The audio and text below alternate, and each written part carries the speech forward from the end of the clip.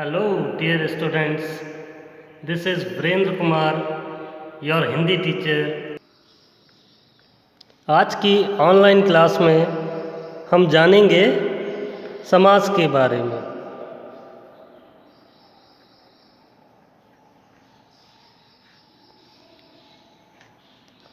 समास, जिसको कि हम 6 क्लास से पढ़ते हुए आ रहे हैं और उसके बारे में थोड़ा बहुत जानते भी हैं। क्लास 6, 7th, 8th और 9th इन 4 क्लासेस के लिए समास महत्वपूर्ण है, परीक्षा की दृष्टि से महत्वपूर्ण है और इसके विषय में हमें विशेष ध्यान देना है। चलिए शुरू करते हैं। तो समास क्या होता है? इसकी परिभाषा के रूप में हम देखें तो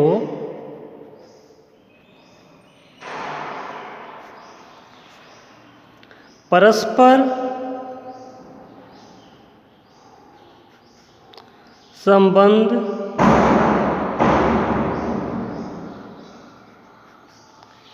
रखने वाले दो या दो से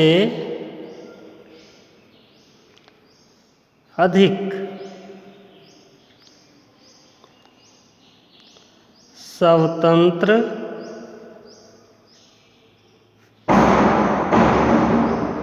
सार्थक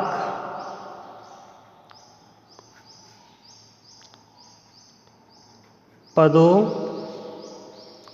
के संक्षिप्त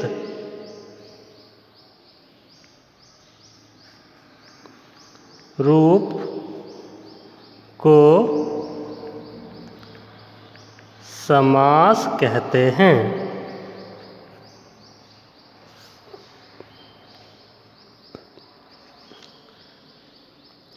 तो परिभाषा के अनुसार क्या हुआ? परस्पर संबंध रखने वाले दो या दो से अधिक स्वतंत्र सार्थक पदों के संक्षिप्त रूप को समास कहते हैं। तो इसके लिए अनिवार्य क्या है? दो या दो से अधिक पद। शब्दों के स्वतंत्र समूह को पद कहते हैं और उनके मेल से उत्पन्न संक्षिप्तीकरण को समास कहते हैं। जैसे कि उदाहरण लेते हैं हम, घोड़े पर सवार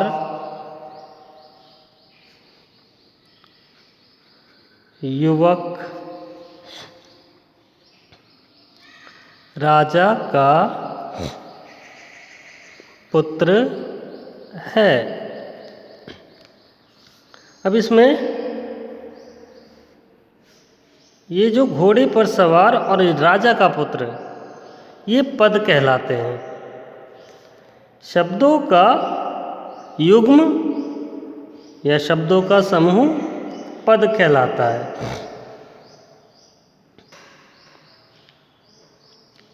तो घोड़े पर सवार युवक राजा का पुत्र है, इसके लिए हम इसका संक्षिप्तीकरण करें तो इसको हम घुड़सवार, जो घोड़े पर सवार होता है उसको हम घुड़सवार बोलते हैं।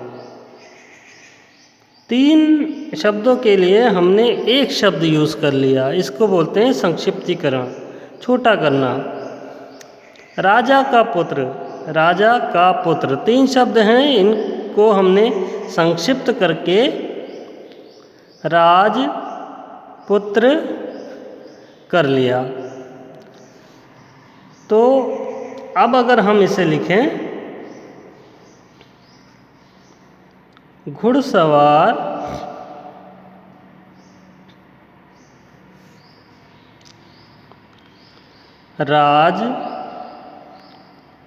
पुत्र है।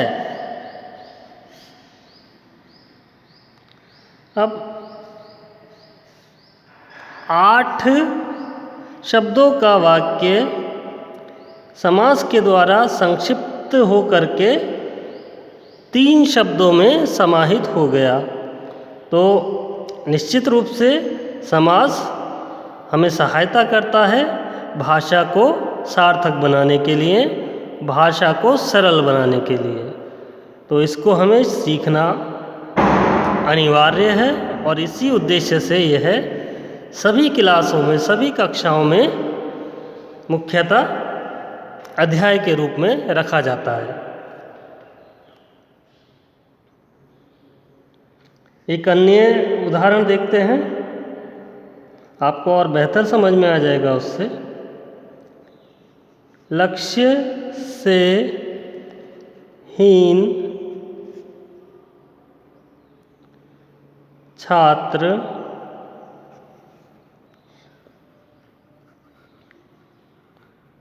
विद्यारूपी धन प्राप्त नहीं कर सकते।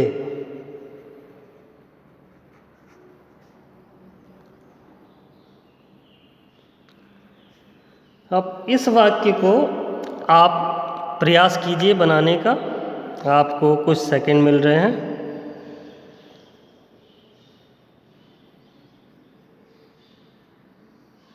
तो मैं समझता हूँ कि आपने इसको बना लिया होगा। लक्ष्य से हीन, इसको हम संक्षिप्तीकरण करें तो ये हो जाएगा लक्ष्यहीन छात्र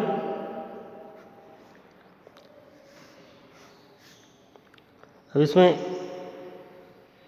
एक पद लक्ष्य से हीन है और दूसरा पद है विद्या रूपी धन। लक्ष्यहीन छात्र, इसको हम संक्षिप्तीकरण करेंगे तो विद्याधन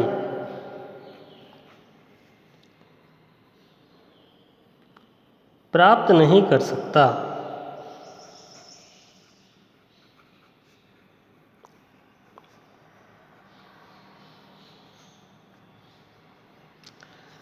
तो आप देख सकते हैं कि पहले वाक्य से दूसरा वाक्य ज़्यादा सार्थक और सरल है। बोलने में, प्रभाव डालने में जो समासीकरण करके हमने वाक्य बनाया है वो ज़्यादा प्रभावशाली दिखाई देता है। लक्ष्यहीन छात्र विद्याधन प्राप्त नहीं कर सकता। तो मैं समझता हूँ कि समास क्या है आप लोगों को समझ में आ गया होगा। एक बार और फिर रिपीट कर देता हूँ। परस्पर संबंध रखने वाले 2 या 2 से अधिक स्वतंत्र सार्थक पदों के संक्षिप्त रूप को समास कहते हैं।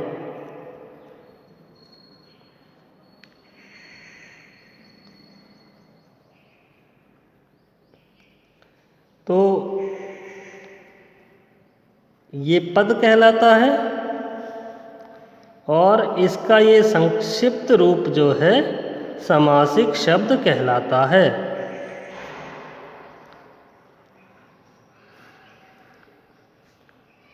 ये कहलाएगा समासिक पद। समासिक पद, शब्द।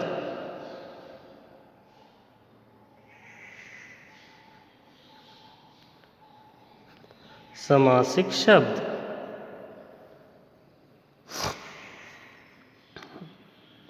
और ये कहलाएगा पद।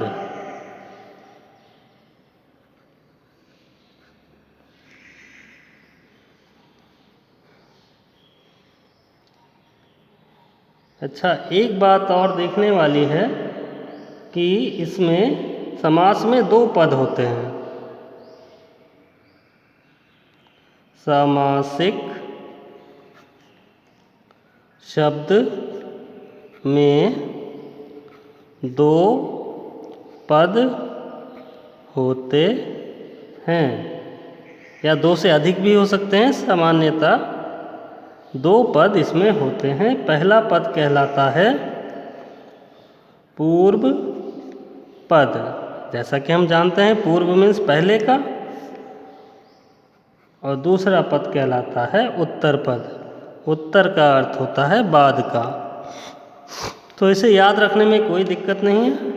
पूर्व पद और उत्तर पद के नाम से आप इसे जान सकते हैं। जैसे कि घुड़सवार। घुड़सवार में घुड़ जो है पूर्व पद होगा और सवार जो है ये उत्तर पद होगा।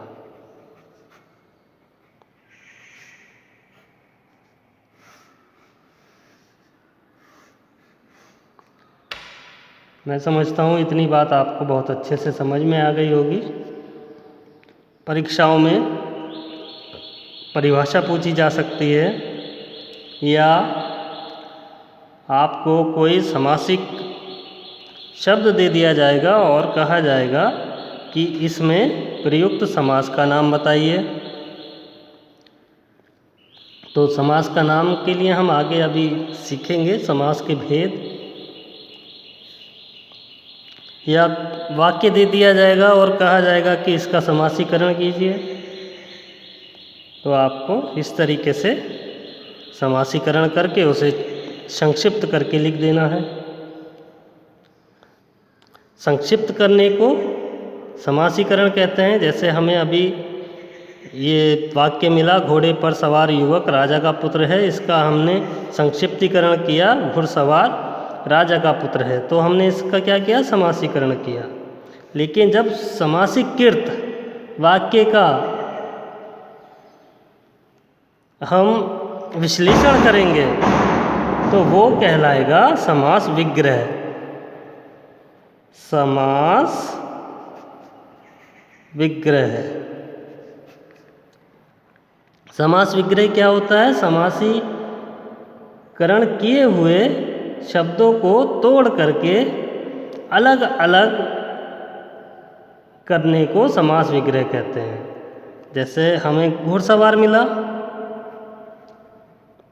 घुड़सवार का हमें समास विग्रह करना है तो क्या हो जाएगा, घोड़े पर सवार। अंडरस्टैंड? या जैसे हमें अभी मिला था लक्ष्य से लक्ष्यहीन। लक्ष्यहीन, लक्ष्यहीन का समास विग्रह होगा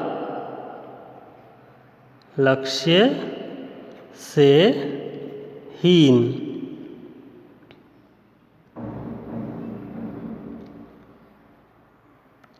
तो स्टूडेंट्स आज के लिए इतना ही।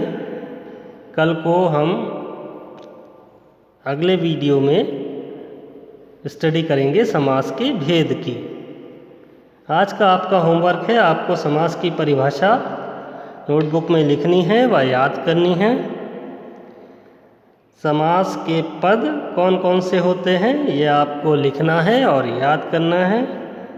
समास विग्रह किसे कहते हैं ये आपको लिखना है और याद करना है। Okay students, thank you.